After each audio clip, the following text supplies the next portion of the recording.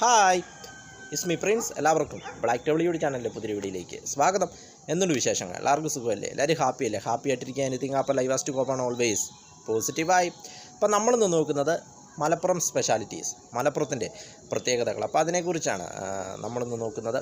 മലപ്പുറം ജില്ലയുടെ ആസ്ഥാനവും ഒരു മുനിസിപ്പാലിറ്റിയുമാണ് മലപ്പുറം എന്നത്.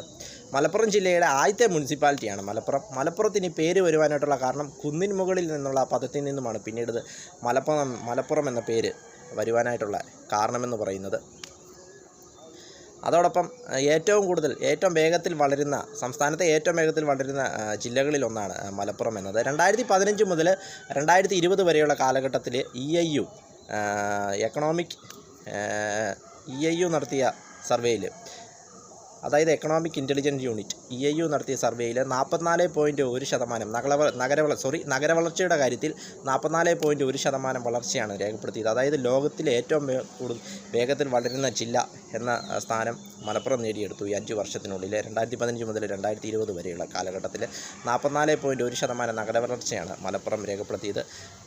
നഗരവളർച്ചയുടെ കാര്യം പറയുമ്പോൾ കേരളത്തിൽ ഏറ്റവും കൂടുതൽ നഗരപ്രദേശങ്ങളുള്ള ജില്ലകളുടെ കാര്യത്തിൽ 4ാം സ്ഥാനമാണ് മലപ്പുറത്തിനുള്ളത്. അതായത് എറണാകുളം, കോഴിക്കോട്, തൃശ്ശൂർ കഴിഞ്ഞാൽ ഏറ്റവും കൂടുതൽ നഗരപ്രദേശങ്ങളുള്ള ജില്ല മലപ്പുറമാണ്. അങ്ങനെ അതിവേഗത്തിൽ കുതിച്ചു കൊണ്ടിരിക്കുന്ന ഒരു ജില്ലയാണ് മലപ്പുറം എന്ന് തന്നെ പറയാം.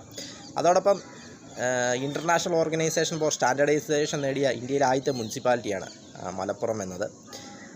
അങ്ങനെ നിരവധി പ്രത്യേകതകളുള്ളൊരു ജില്ലയാണ് മലപ്പുറം എന്ന് പറയാം.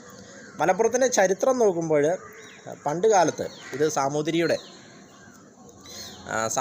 സൈനിക താവളമായിട്ടായിരുന്നു ചരിത്രത്തിൽ നമ്മൾ നോക്കുമ്പോൾ കാണുന്നത്, സാമൂതിരിയുടെ സൈനിക ആസ്ഥാനം. അതോടൊപ്പം പണ്ട് കാലത്ത്, അതായത് ക്രിസ്തുവിന് മുമ്പ് തന്നെ ഇവിടെ മനുഷ്യവാസമുള്ളതായിട്ട് കണ്ടെത്തിയിട്ടുണ്ട്. അതായത് വേങ്ങര, മേൽമുറി തുടങ്ങിയ സ്ഥലങ്ങളിൽ പാറകളിൽ നിന്നുള്ള ഗുഹകൾ കണ്ടെത്തിയിട്ടുണ്ട്.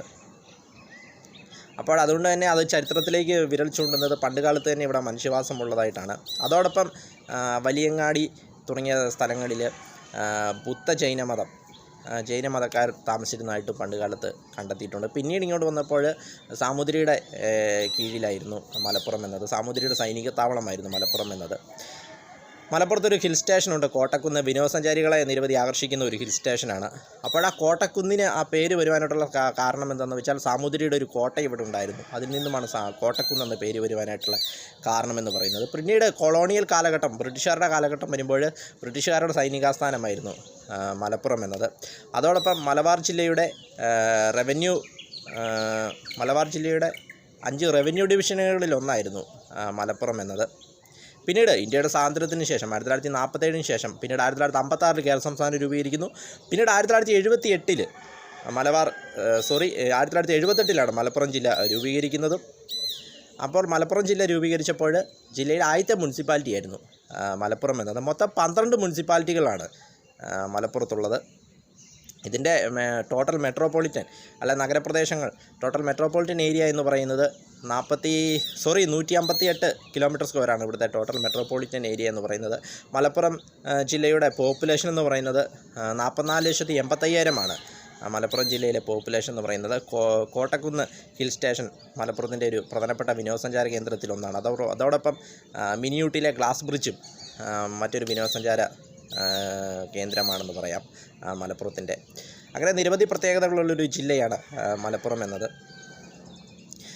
അതോടൊപ്പം കോഴിക്കോട് നിന്നും ഇവിടേക്ക് 49 കിലോമീറ്ററും, പാലക്കാട് നിന്നും 80 കിലോമീറ്ററും, തൃശ്ശൂരിൽ നിന്നും 78 കിലോമീറ്ററുമാണ് ഇവിടേക്കുള്ള ദൂരം. അതോടൊപ്പം കരിപ്പൂർ വിമാനത്താവളത്തിൽ നിന്നും ഇവിടേക്ക് 24 കിലോമീറ്ററാണ് ഇവിടേക്കുള്ള ദൂരമെന്ന് പറയുന്നത്. 12 മുനിസിപ്പാലിറ്റികളാണ് മലപ്പുറത്തുള്ളത്. മലപ്പുറത്തെ പ്രധാനപ്പെട്ട നഗരങ്ങളെന്ന് പറയുന്നത് മഞ്ചേരി, പെരിന്തൽമണ്ണ, തിരൂര് എന്നിവയാണ് മലപ്പുറത്തെ പ്രധാനപ്പെട്ട നഗരങ്ങളും കൂടുതൽ കൂടുതൽ പോപ്പുലേഷനുള്ള നഗരങ്ങളെന്ന് പറയുന്നത് മലപ്പുറം.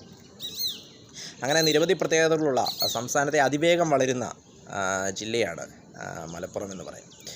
വീഡിയോ ഇഷ്ടപ്പെട്ടാൽ ലൈക്ക് ചെയ്യുക, ഷെയർ ചെയ്യുക, സബ്സ്ക്രൈബ് ചെയ്യുക. വീണ്ടും പുതിയ വീഡിയോയിൽ കാണാം. അതുവരേക്കും ടേക്ക് കെയർ, ബൈ.